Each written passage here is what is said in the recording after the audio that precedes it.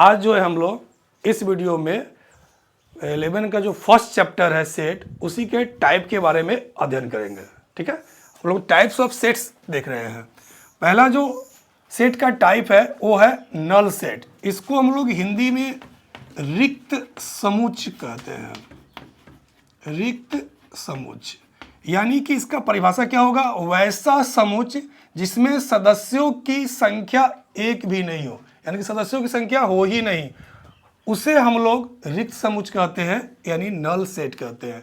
और इसे हम लोग फाई से सूचित करते हैं। किस चीज़ से सूचित करते हैं? फाई से। जैसे एक उदाहरण के लिए मैं बोल देते हैं कि set of odd natural numbers, set of odd, ठीक है, odd natural numbers, odd natural numbers which is divisible by two, which is divisible by two. अब हम यहाँ पर कह रहे हैं कि set of odd natural numbers यानी कि विषम प्राकृत संख्या जो 2 से विभाज्य हो। तो 2 से विभाज्य अगर होगा तब वो तो इवन हो जाएगा। तो ऐसा कोई नंबर ही नहीं है जो ऑड हो और 2 से डिविजिबल हो। तो ऐसा जो सेट होगा वो नल सेट का उदाहरण होगा।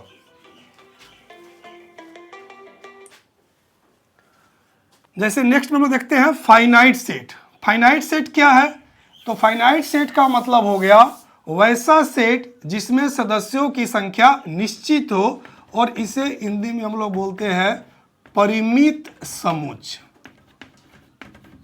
ठीक है, तो जिसमें सदस्यों की संख्या निश्चित हो। जैसे उदाहरण के लिए हम बात करें तो जैसे हम a बराबर लिख देते हैं 1 2 3 4।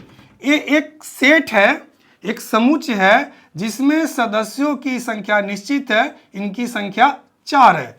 जैसे हम एक और उदाहरण ले लेते हैं 1 2 3 4 5। तो इसमें सदस्यों की संख्या 5 हो गई जो कि निश्चित हो गई। तो ऐसे सेट्स को परिमित समुच्च कहते हैं। एक और हम एग्जांपल समझ सकते हैं कि the set of months of a year, यानी किसी वर्ष के महीनों का जो आपका समूह होगा। जैसे कहने का मतलब कि जनवरी फरवरी मार्च से लेकर कहाँ तक? दिसंबर तक।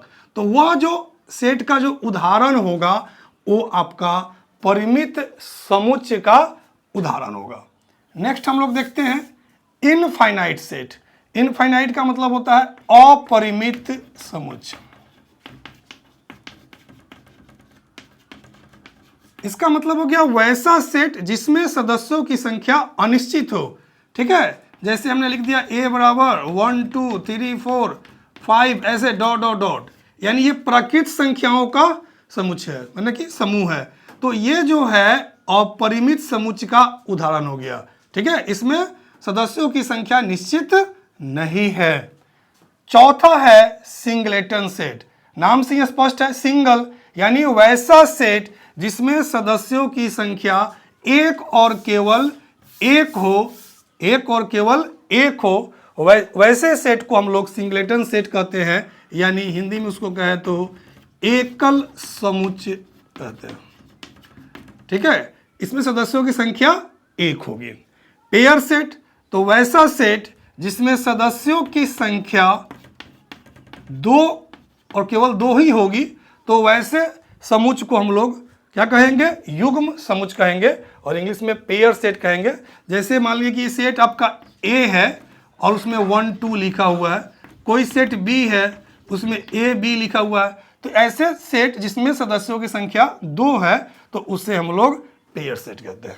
ठीक है, नेक्स्ट जो है चैप्टर हम लोग स्टार्ट करेंगे एक्सरसाइज 1.1 बुक का, वो जो है नेक्स्ट वीडियो में हम बतलाएंगे। ओके।